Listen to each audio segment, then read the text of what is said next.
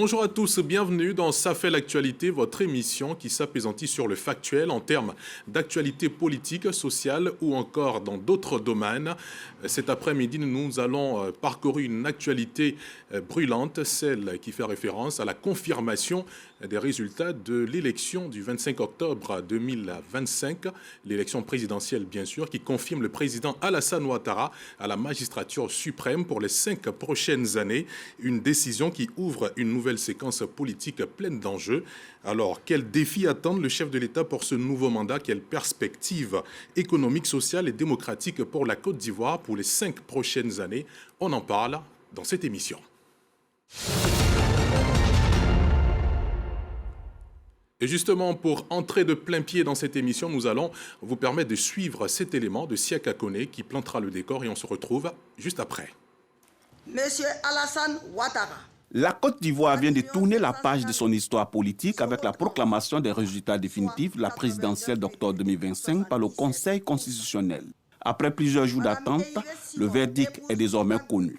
Le président Alassane Ouattara est officiellement réélu, confirmant les tendances annoncées par la CEI. Mais au-delà de cette validation institutionnelle, une question demeure. Quelle perspective s'ouvre maintenant pour le pays?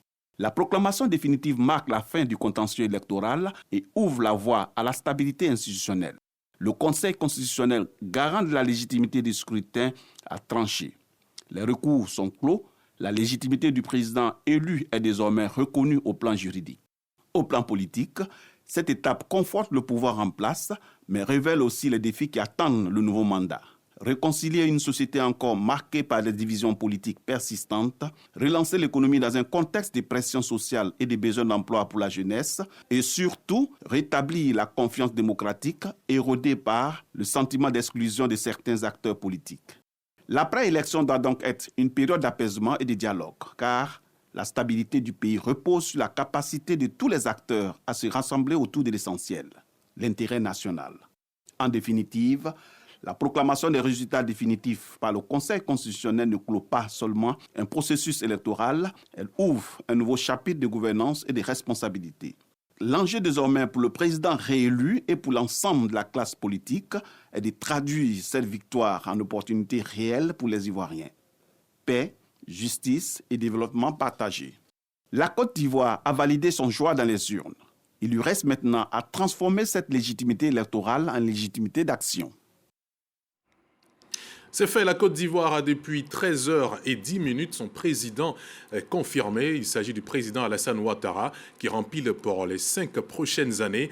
Nous allons discuter des perspectives de ce mandat, du mandat 2025-2030 bien sûr. Et pour ce faire, je reçois sur ce plateau Dr Diakalidia Kone. Vous êtes maître de conférence à l'université Alassane Ouattara. Bonjour et bienvenue sur ce plateau. Merci Ahmed, merci de m'inviter. Avec vous, nous allons parler de ce nouveau mandat, auquel va s'adonner le président Alassane Ouattara. On l'a vu dans la campagne, il a parlé de différents sujets, mais on a pu retenir le slogan « Pour une grande nation ». Qu'est-ce que cela laisse entrevoir pour les 5 prochaines années? Bien, merci Ahmed. Comme l'a dit le président lui-même, lorsqu'il a annoncé officiellement sa candidature, depuis 2011 jusqu'à aujourd'hui, on a vu un peu la dynamique dans laquelle le pays a progressé. Quand on sait qu'en 2011, le pays était dans une situation très dégradante par rapport à la gouvernance précédente, aujourd'hui, avec tous les acquis que le président a mis en place sur le plan économique, sur le plan éducatif, sur le plan des infrastructures, sur le plan même de la gouvernance, on voit bien que les fondamentaux, la base du pays est assez solide pour qu'on envisage les choses, l'avenir avec beaucoup plus de sérénité. Et justement, c'est dans le cadre de cette sérénité-là que le président compte davantage renforcer les acquis, consolider les progrès économiques et sociaux qui ont été déjà bien amorcés depuis qu'il est à la tête du pays. Et c'est dans cette dynamique-là que le président compte s'engager, je vais dire. Vous évoquez la sérénité. On a vu un scrutin présidentiel à l'issue duquel les candidats malheureux ont pu tout de suite féliciter le candidat, le vainqueur, même si c'était, on va dire, provisoire jusqu'à la confirmation aujourd'hui. Est-ce que cela dénote de ce qui va suivre, c'est-à-dire l'atmosphère ou le climat dans lequel le président Alassane Ouattara va exercer pour ces 5 prochaines années? Oui, parce que justement, il y a la grande majorité, j'allais dire la majorité écrasante des Ivoiriens, se sont exprimés en faveur de la continuité, se sont exprimés en faveur de la gouvernance du président Alassane Ouattara qui, à tout point de vue, on l'a dit, la perfection n'est peut-être pas de ce monde, mais à tout point de vue, le président a montré qu'il est assis, qu'il a les rênes pour gouverner le pays, qu'il en a l'expérience, qu'il a le potentiel qu'il faut, qu'il a les hommes qu'il faut. De ce point de vue-là, il est évident que les Ivoiriens vont suivre ses pas. Bien entendu, tout n'est pas parfait. Il y a forcément des choses qui n'ont pas marché. Le président en est conscient et c'est dans cette dynamique-là qu'il a dit qu'il allait renforcer les acquis, consolider davantage le progrès en termes de gouvernance sociale, améliorer davantage le quotidien des Ivoiriens et tout chercher à avoir un mieux-être en termes de développement humain pour que l'homme ivoirien se sente davantage heureux. Parce que, comme on l'a dit, il a fait du bon travail et il doit continuer. Pendant la campagne, il y a des mots qui sont revenus très souvent. On a parlé de paix, on a parlé également de sécurité. D'aucuns disent que le bilan du président Alassane Ouattara est très élogieux. À ce stade-là, qu'est-ce qu'il reste encore à faire, selon vous? Je l'ai dit tout à l'heure, on ne pense jamais avoir fait assez, en fait. Parce qu'il y a forcément, sur la base des critiques qui ont été formulées ça et là par l'opposition, par une certaine opposition, il faut reconnaître qu'il y a quelques aspects encore, notamment on a parlé de la consolidation de la paix, parce que certains estiment que jusque-là, ils sont encore laissés pour compte.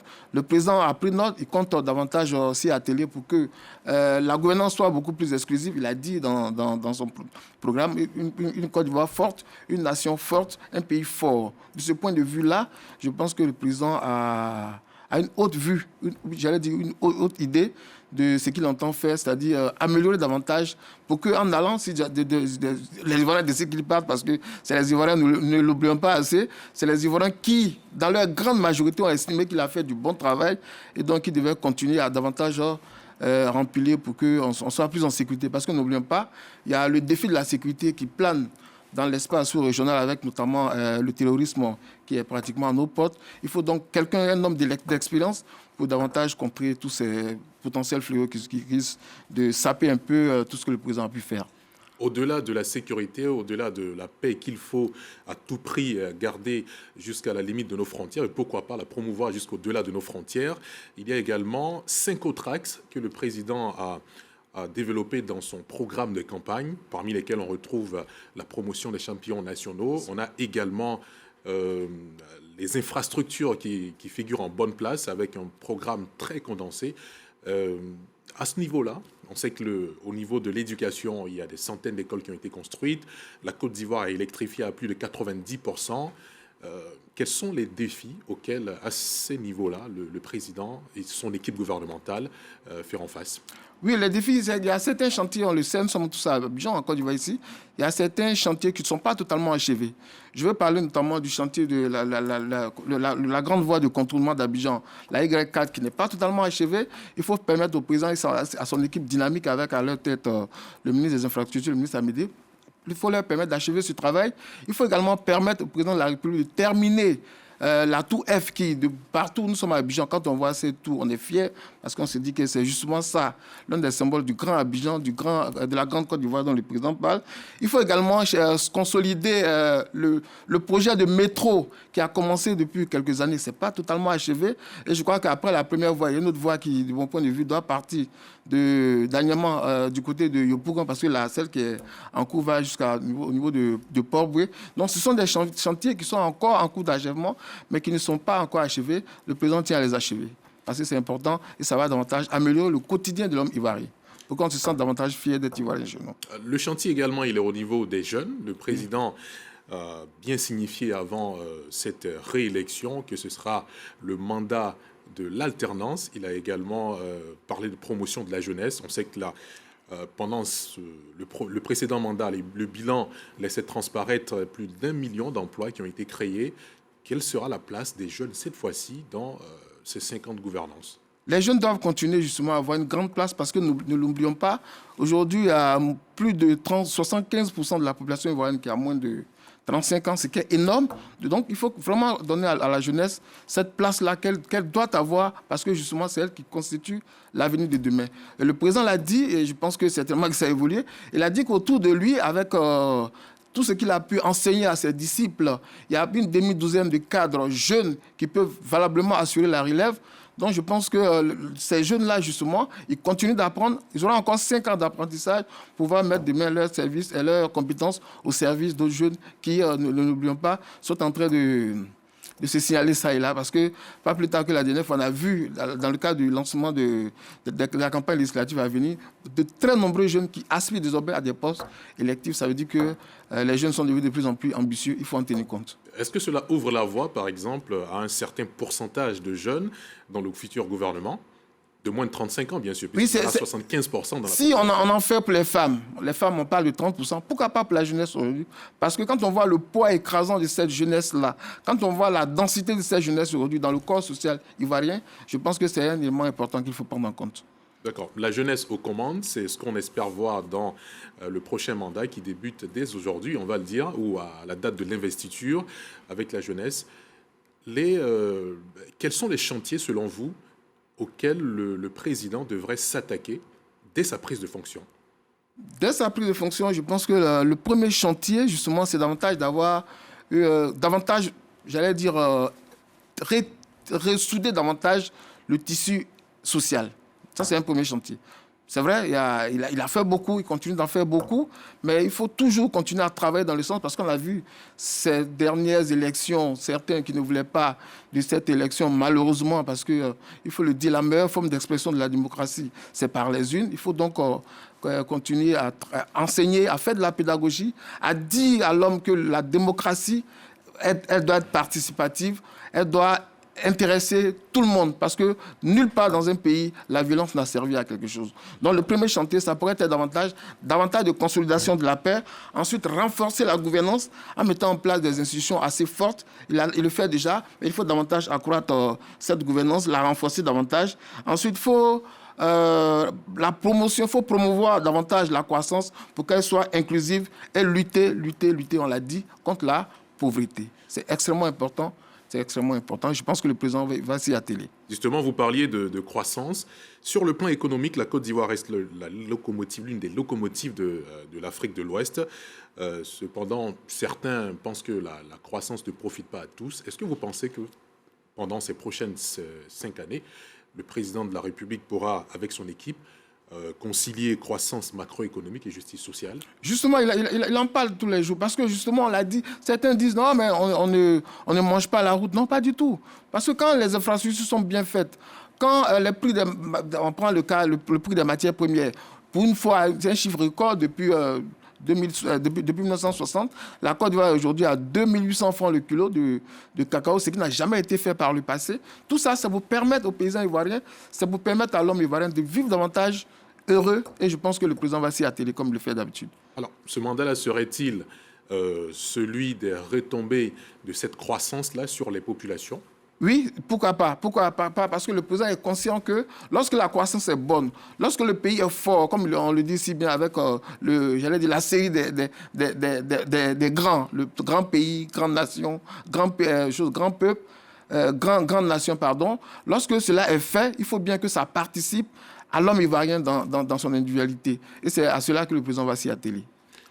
Quelle serait, selon vous, la relation du parti au pouvoir avec l'opposition qui ne cesse de se plaindre depuis l'avant-élection jusqu'à présent et qui a encore des revendications telles que celle de la révision de la liste électorale et bien d'autres à l'égard de certains de leurs leaders tels que Tidiane Thiam, Laurent Gbagbo, qui n'ont pas pu compétir pendant cette élection présidentielle? Comme le président l'a toujours dit et comme le parti au pouvoir l'a toujours fait, le parti au pouvoir a toujours continué à tendre la main. Bien sûr, sans se substituer aux institutions de la République qui doivent, faire leur travail. C'est de cela qu'il s'agit. Donc, je pense que le président, en tant que le garant de la nation, en tant que le père de l'unité nationale, va toujours continuer à tendre la main aux autres de pouvoir saisir cette main tendue, parce que cette Côte d'Ivoire-là, nul n'a intérêt à ce qu'elle brûle. Donc, c'est à cela que le président va s'atteler. Il est envisageable des amnisties pour certaines figures politiques, des caciques qui n'ont pas pu participer à cette élection. Est-ce que cela est envisageable? Bien, ils l'ont longtemps espéré, bien sûr. Oui, ils l'ont espéré, mais comme je l'ai dit, les cloisons sont étanches, les pouvoirs sont partagés, mais comme c'est le président, on l'a dit, c'est la figure tutélaire du pays, c'est lui seul qui à un moment donné, s'il estime que ses opposants ont été assez, on va dire comme ça, ont été assez sages, s'il estime que le pays est davantage bien assis sur les fondamentaux, je pense que le président il peut utiliser ce pouvoir discrétionnaire. Pourquoi pas, si tant est-il vrai que cela va participer de l'unité nationale auquel nous aspirons tous. La classe dirigeante, le renouvellement de la classe dirigeante, le président de la République également en a parlé.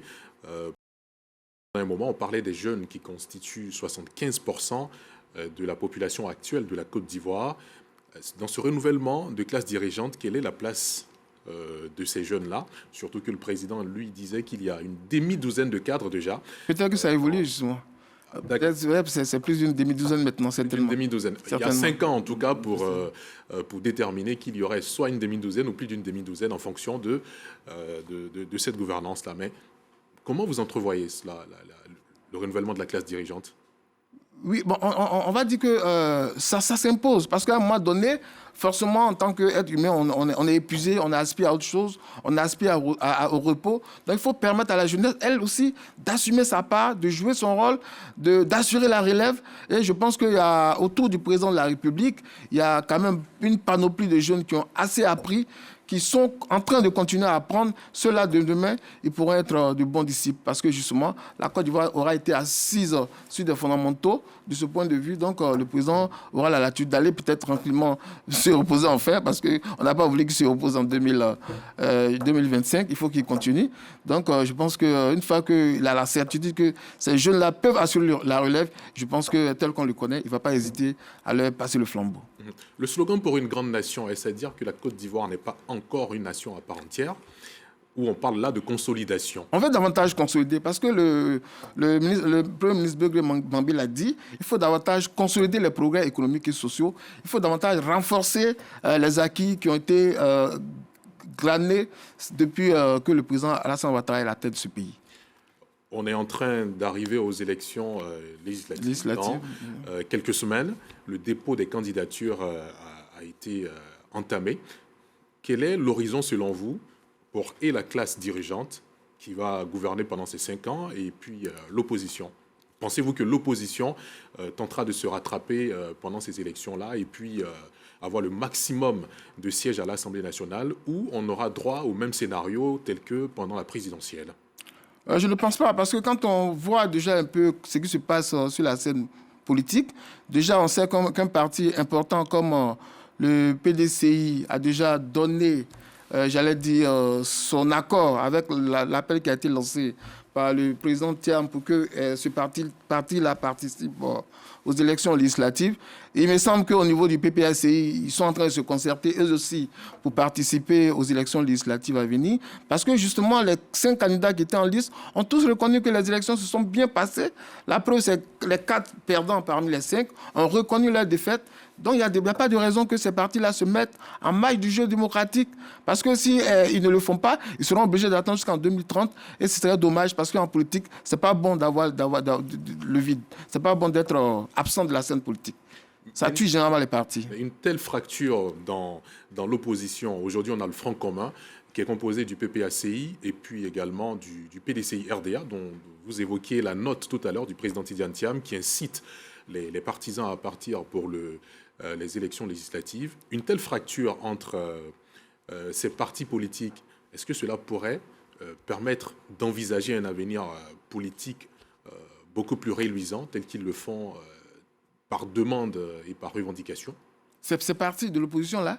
Oui. Ouais, ben je pense que dans le jeu des alliances et le jeu des stratégies, peut-être qu'ils ne sait-on jamais, peut-être qu'à la longue, ces partis vont comprendre la nécessité, pourquoi pas, peut-être de faire fusion, je ne sais pas, c'est des choses à envisager. Mais dans tous les cas, ça laisse la porte ouverte au RHDP de continuer tranquillement à gouverner comme ce parti l'a si bien fait déjà le pays jusqu'à l'horizon 2030.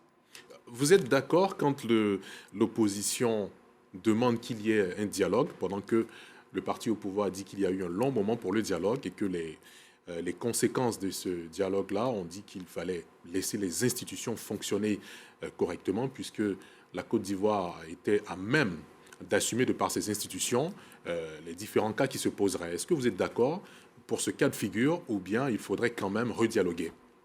Le dialogue n'a jamais été, on l'avait dit tout à l'heure, le dialogue n'a jamais été interrompu. Sauf qu'à un moment donné, on l'a dit, il faut permettre aux institutions de faire leur travail.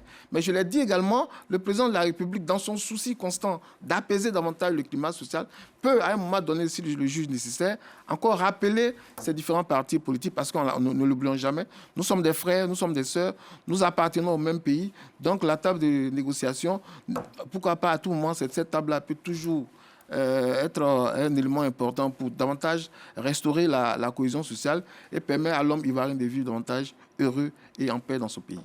Dans l'histoire de la Côte d'Ivoire, des décisions, quand elles n'ont pas pu être résolues par les institutions, ont été, par le fait de décisions politiques, ne devrait-on pas se servir de cette action-là pour satisfaire certaines demandes de l'opposition? Lorsque le président jugera opportun, ou bien lorsqu'il jugera à un moment précis que ces décisions-là sont opportunes pour davantage renforcer la cohésion sociale et la paix, je pense que, en son intime conviction, de par le pouvoir discrétionnaire dont il dispose, certainement qu'il prendra encore davantage ces décisions, j'allais dire, pour davantage restaurer la confiance, permettre à l'homme ivoirien, je l'ai dit, de vivre davantage en frères et sœurs dans ce pays qui nous appartient à tous. Mais pour l'instant, je pense que les institutions fonctionnent tranquillement.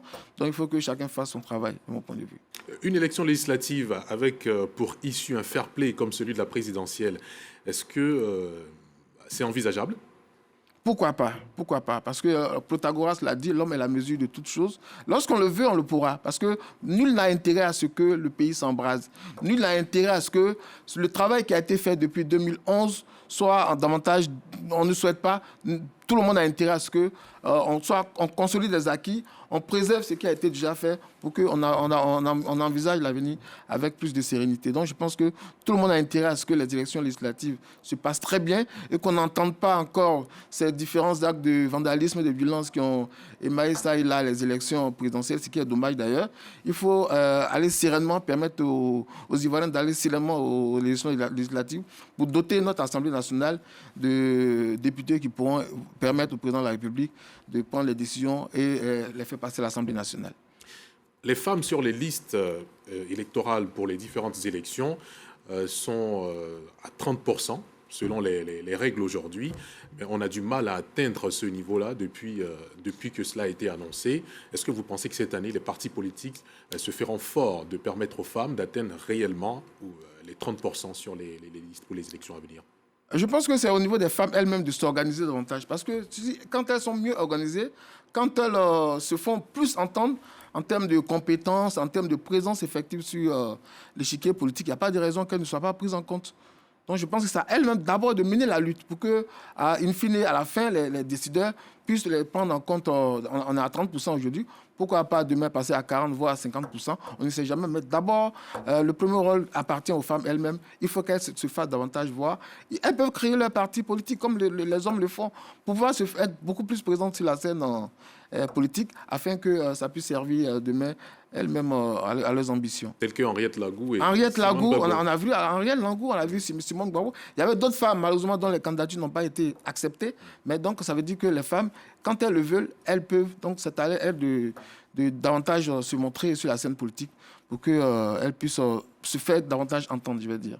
Le premier gouvernement Alassane Ouattara pour ce mandat, est-ce que vous voyez à la tête du gouvernement, ou même, pourquoi pas, à la vice-présidence, une femme? Pourquoi pas? C'est possible, parce que justement, le président, certainement, dans sa volonté de montrer l'exemple de la femme type qui peut, j'allais dire, impulser la gouvernance comme les hommes le font. Pourquoi pas, je l'ai dit. S'il estime qu'il y a des femmes de son entourage qui peuvent faire le travail, c'est lui seul qui décide, mais c'est pas écarté, c'est possible. Puisque déjà en Côte d'Ivoire, on a des femmes qui sont présidentes d'institutions, on a la ministre Kandia Camara, on a la mémé Henriette Diabaté qui est présidente honoraire aujourd'hui de la grande chancellerie. Donc les femmes, quand elles ont la compétence requise, elles peuvent faire le travail. Sans oublier la Cour constitutionnelle également. La Cour constitutionnelle avec Mme Camara qui vient de proclamer les résultats ce soir. Absolument. Donc on voit les femmes en très bonne place dans le gouvernement Alassane Ouattara ou les gouvernements à venir. Les jeunes également. Les jeunes, oui. Merci infiniment, Dr Diakalidia Koné, d'être venu partager avec nous ce plateau pour parler de cette décision qui a été annoncée à 13h10 sur les antennes de RTI 1. La confirmation de l'élection du président Alassane Ouattara. On espère vous retrouver très vite sur d'autres plateaux. Merci à vous, chers téléspectateurs, d'avoir suivi ce numéro de Ça fait l'actualité. On vous retrouve très prochainement avec une autre actualité brûlante. D'ici là, portez-vous bien et très bonne suite de programme sur RTI 1, la chaîne qui rassemble.